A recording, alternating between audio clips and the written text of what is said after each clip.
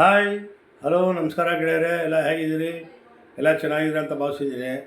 ಯಾರ್ಯಾರು ಕ್ಷಿಪ್ರಕ್ರಾಂತಿ ಮೀಡಿಯಾ ಚಾನಲ್ನ ಸಬ್ಸ್ಕ್ರೈಬ್ ಮಾಡಿಲ್ಲ, ಲೈಕ್ ಮಾಡಿಲ್ಲ, ಶೇರ್ ಮಾಡಿಲ್ಲ, ಅವರೆಲ್ಲ ಲೈಕ್ ಮಾಡಿ, ಶೇರ್ ಮಾಡಿ, ಸಬ್ಸ್ಕ್ರೈಬ್ ಮಾಡಿ ಅಂತ ಹೇಳ್ತಾ, ಇದು ನಿಮ್ಮ ಚಾನಲ್. ಹರಸಿ ಬೆಳೆಸಿ ಹಾರೈಸಿ. ನಾವು ಒಳ್ಳೊಳ್ಳೆ ಕಂಟೆಂಟ್ಗಳನ್ನ ಕೊಡ್ತೀನಿ, ಬನ್ನಿ ಹಾಗೆ ನೋಡ್ತಾ ಹೋಗೋಣ. ಇದೀಗ ನಾನು ಹೇಳ್ತಾ ಹೋಗೋದು ನೋಡಿ, ಒಂದು ಕಾಲದಲ್ಲಿ ಇವತ್ತು ಏನು RBI ಅಂತ ನಾವೇನು ಹೇಳ್ತೀವಿ ಅಂಥ ರಿಸರ್ವ್ ಬ್ಯಾಂಕ್ ಆಫ್ ಇಂಡಿಯಾ ಇವತ್ತು ನಮ್ಮ ದೇಶದ ದೊಡ್ಡ ಹಣಕಾಸು ಸಂಸ್ಥೆ. ಅಂದರೆ ಎಲ್ಲ ಬ್ಯಾಂಕ್ಗಳನ್ನ ಒಂದು ಹಿಡಿತದಲ್ಲಿಟ್ಕೊಂಡು ಆ ಎಲ್ಲ ಬ್ಯಾಂಕ್ಗಳ ವಹಿವಾಟುಗಳನ್ನು ನೋಡ್ಕೊಳ್ತಾ ಇರ್ತಕ್ಕಂಥದ್ದು RBI, ಅಂದರೆ ರಿಸರ್ವ್ ಬ್ಯಾಂಕ್ ಆಫ್ ಇಂಡಿಯಾ. ಇವತ್ತು ಅದೇ ರಿಸರ್ವ್ ಬ್ಯಾಂಕ್ ಆಫ್ ಇಂಡಿಯಾ ಆ ದಿನಮಾನಗಳಲ್ಲಿ ಯಾವ ರೀತಿ ಬಂತು, ಯಾರು ಸ್ಥಾಪನೆ ಮಾಡಿದ್ರು, ಹಾಗೆ ಇದು ಯಾವ ರೀತಿ ಇತ್ತು, ಕ್ರಮೇಣ ಇದು ಯಾವ ರೀತಿ ನಮ್ಮ ದೇಶದ ಒಂದು ಕೇಂದ್ರ ಕಚೇರಿ ಆಯಿತು ಅನ್ನೋದ್ರ ಬಗ್ಗೆ ಒಂದಷ್ಟು ಮಾಹಿತಿ ತಿಳ್ಕೊಳ್ಳೋಣ ಬನ್ನಿ. ಭಾರತೀಯ ರಿಸರ್ವ್ ಬ್ಯಾಂಕ್ ಏಪ್ರಿಲ್ 1, 1935ರಲ್ಲಿ ಸ್ಥಾಪನೆ ಆಯಿತು. ಇದು ಆವತ್ತಿನ ದಿನಮಾನಗಳಲ್ಲಿ ರಿಸರ್ವ್ ಬ್ಯಾಂಕ್ ಇಂಡಿಯಾ ಕಾಯ್ದೆ 1934ರ ನಿಬಂಧನೆಗಳ ಪ್ರಕಾರ ಈ ಬ್ಯಾಂಕ್ ಸ್ಥಾಪನೆ ಮಾಡಿದರು. ಇದನ್ನು ಕುರಿತು ಕೆಲವೊಂದು ಮಾಹಿತಿಗಳನ್ನ ಕೊಡ್ತೀನಿ, ಕೇಳಿ. ಇದು ಸ್ಥಾಪನೆ ಆಗಿದ್ದು ಬಂದು ಏಪ್ರಿಲ್ 1, 1935ರಲ್ಲಾಗಿದ್ದು. ಇದನ್ನು ಏನು ಶಿಫಾರಸು ಮಾಡಿದವರು ಹಿಲ್ಟನ್ ಯಂಗ್ ಅನ್ನೋಂಥ ಆಯೋಗದ ಶಿಫಾರಸಿನ ಮೇರೆಗೆ RBIನ ಸ್ಥಾಪನೆ ಮಾಡ್ತಾರೆ. ಆರಂಭಿಕವಾಗಿ ಇದು ಕೇಂದ್ರ ಕಚೇರಿ ಎಲ್ಲಿ ಸ್ಟಾರ್ಟ್ ಆಯಿತು ಅಂತಂದರೆ, ಮೊದಲಿಗೆ ಪಶ್ಚಿಮ ಬಂಗಾಳದ ಕೋಲ್ಕತ್ತಾದಲ್ಲಿ ಸ್ಥಾಪನೆ ಆಯಿತು. ಅದಾದಮೇಲೆ ಈ ಕಚೇರಿ ಒಂದು 1937ರಲ್ಲಿ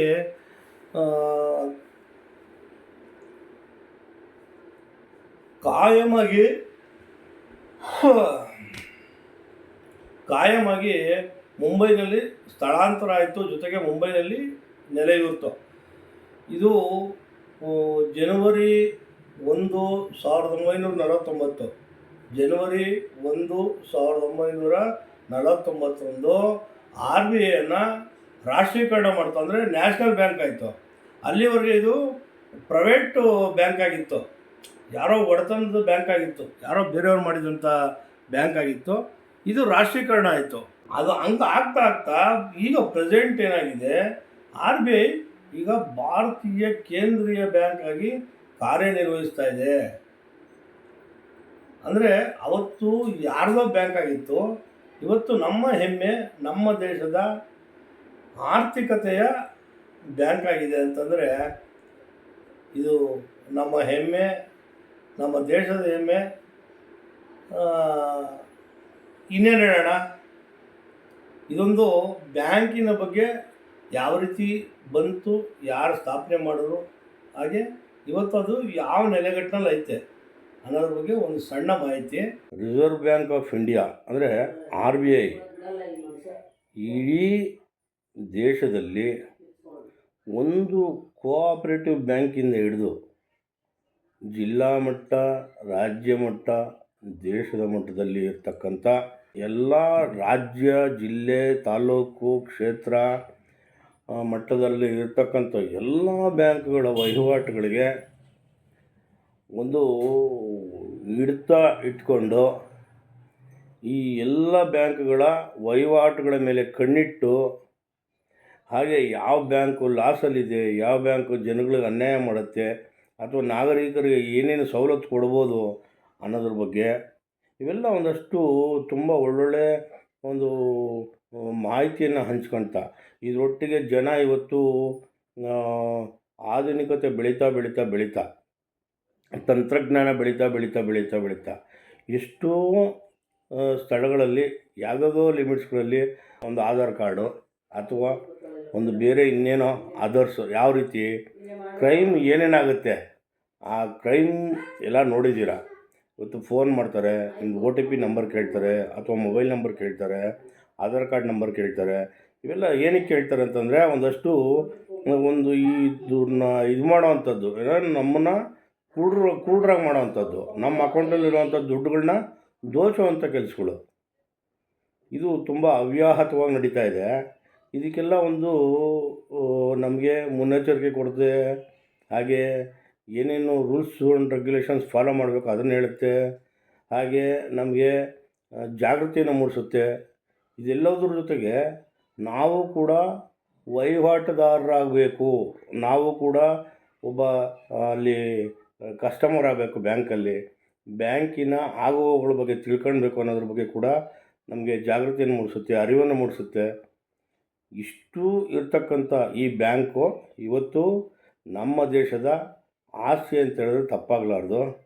ಹಾಗೆ RBI ಇರೋದ್ರಿಂದ ಇವತ್ತು ಹಣದುಬ್ಬರ ಏನು ಒಂದು ಸ್ವಲ್ಪ ಎಲ್ಲೋ ವ್ಯತ್ಯಾಸ ಆಗ್ತಾ ಇದೆ, ಇಲ್ಲ ಅಂತಲ್ಲ. ಆದರೆ ಇವತ್ತಿನ ದಿನಮಾನಗಳಲ್ಲಿ ಆ ಯುದ್ಧ ನಡೀತಾ ಇರ್ತಕ್ಕಂಥ ಇವತ್ತು ಜಾಗತಿಕ ಸಂದರ್ಭದಲ್ಲಿ ಸನ್ನಿವೇಶದಲ್ಲಿ ಅಮೇರಿಕಾನೇ ಮುಗ್ಗಿಸ್ತಾ ಇದೆ. ಇವತ್ತು ಅರಬ್ ಕಂಟ್ರಿಗಳೆಲ್ಲ ಒದ್ದಾಡ್ತಾ ಇದೆ. ಅಂಥ ಸಂದರ್ಭದಲ್ಲಿ ಕೂಡ ಹಣಕಾಸಿನ ಸ್ಥಿರತೆ, ಹಾಗೆ ಮತ್ತೆ ಬೆಲೆ ಏರಿಕೆ, ಮಗದೊಂದು ಆಮೇಲೆ ವಸ್ತುಗಳು, ಆಹಾರ ಪದಾರ್ಥಗಳು, ಆಮೇಲೆ ತೈಲಗಳು, ಈ ರೀತಿ ಅನೇಕ ರೀತಿಯಲ್ಲಿ ಇವತ್ತು ಬೇರೆ ದೇಶಗಳಲ್ಲಿ 1.5 ಪಟ್ಟು 1.25 ಪಟ್ಟು ಬೆಲೆ ಏರಿಕೆಗಳು ಜಾಸ್ತಿ ಆಗಿಬಿಟ್ಟಿದೆ.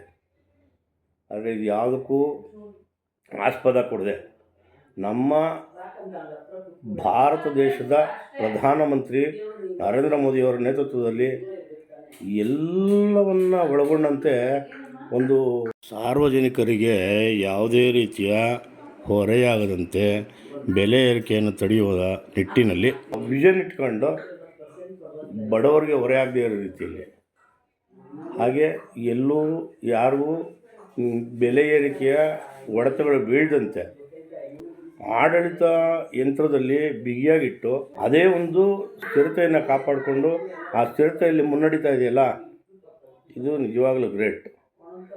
ನಮ್ಮ ದೇಶ, ನಮ್ಮ ಕೇಂದ್ರ ಸರ್ಕಾರ, ಹಾಗೆ ಆರ್ಥಿಕ ನೀತಿಗಳ ಒಂದು ಒಡೆತನದ RBI ಆಗಿರ್ಬೋದು, ಇವೆಲ್ಲವೂ ಒಳಗೊಂಡಂತೆ RBI ನಡೆಸ್ತಾ ಇರ್ತಕ್ಕಂಥ ಕಾರ್ಯಕ್ಷಮತೆಗೆ ಒಂದು ಆಡಳಿತ ಯಂತ್ರದಲ್ಲಿ ಬಿಗಿಯಾಗಿಟ್ಟು ಇವತ್ತು ಅದೇ ಒಂದು ಸ್ಥಿರತೆಯನ್ನು ಕಾಪಾಡಿಕೊಂಡು ಆ ಸ್ಥಿರತೆಯಲ್ಲಿ ಮುನ್ನಡೀತಾ ಇದೆಯಲ್ಲ, ಇದು ನಿಜವಾಗಲೂ ಗ್ರೇಟ್.